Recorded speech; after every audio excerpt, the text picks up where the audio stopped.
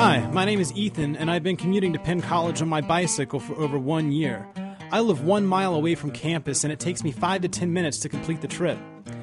There are some treacherous sidewalks around Williamsport, but I found that with only a little investigation, you can find a route that delivers you safely with a minimal amount of traffic interaction, like Little League Avenue, or that alleyway that takes you from the corner of Campbell Memorial all the way to Quick Six and that weird-looking car wash. I feel that as a student, I spend way too much time sitting down. I think biking affords me a cheap transportation and a commitment to some much-needed exercise. I'm not a righteous cyclist, nor do I have a bike agenda, which is to say I didn't have an agenda until the morning of September 29th, 2011. It was Thursday morning and it had been raining since Wednesday night. The seat of my bike was still wet, though it had been sitting in the kitchen of my small apartment all night long. I won't say a wet bike seat is the most agonizing thing in the world, but it will sour your day once you've been soaked all up in here. Riding a bike in the rain with an umbrella requires a bit of mastering, but it can be done. So as that Thursday morning, I cycled to school with a minimal amount of saggy bottom.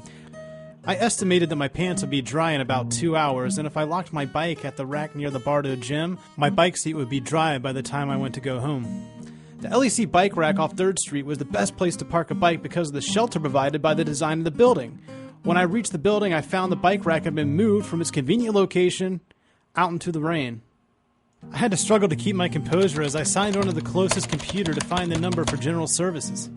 I called the department to ask what factors had influenced the decision to move the bicycle rack and what could be done to reverse the action. I was told by a very friendly administrative assistant that Walt Nyman would be the person to speak to.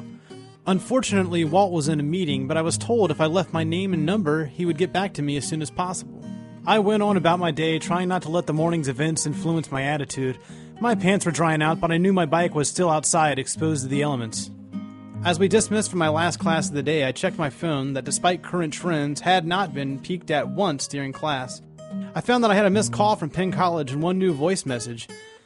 This is it, I told myself as I *86 and entered my password.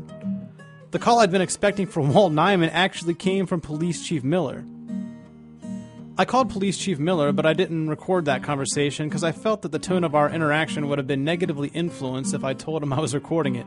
Here's what I found out from that conversation, though. 1. The bicycle racks had only been moved in the shelter for the past year while the building was under construction. And 2. The bicycle racks reduced the amount of space for smokers to comply with smoke-free zones.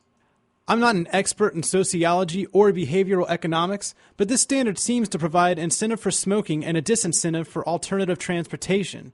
I'm not here to condemn the choices of people, but rather suggest we seek options that may be beneficial to all parties involved. We could seek or gather funds to have shelters built over the bike racks, or we could utilize the existing shelter. I have noticed a few places around campus that are in smoke-free zones that could be used to shelter bike racks. The Bush Campus Center has large sheltered areas like this that could be used to protect bikes while students and faculty are at the campus center and the Madigan Library.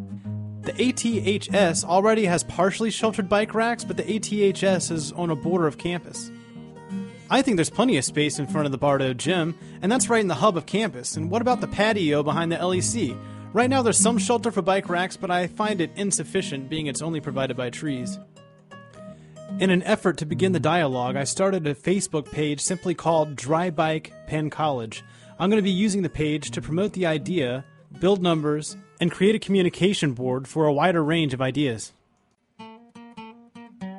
If you want a dry place to park your bicycle, or just to participate in this exercise and organization, please use your Facebook search bar to find the Dry Bike Penn College page. And remember, every like we get is one vote against wet butts.